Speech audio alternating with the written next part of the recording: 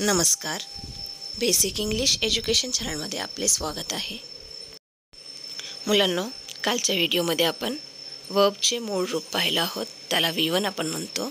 तर आजच्या व्हिडिओमध्ये आपण वर्बचे 5 रूप आहेत, ते कोणते रूप आहेत पाहणार आहोत. पहा मुलांनो, चित्रात दाखवल्याप्रमाणे मुलगा पळत आहे, त्याला आपण इंग्लिशमधून रन असे म्हणतो. रन हा क्रियापदाचा पहिला रूप म्हणजे V1 म्हणतो. V2 आहे ran, V3 run, V4 running, V5 runs.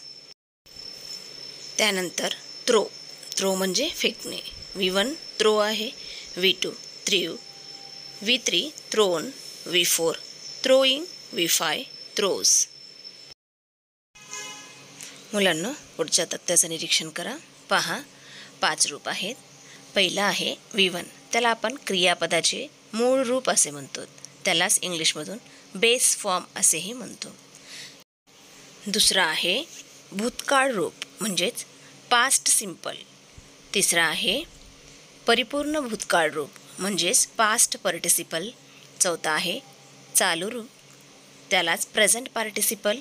And पाचवा आहे तृतीय पुरुष एकवचनी वर्तमान रूप, त्यालाच आपण थर्ड पर्सन असे म्हणतो. अशा प्रकारे 5 रूपाचा वापर आपण विविध काळामध्ये वापर करतो.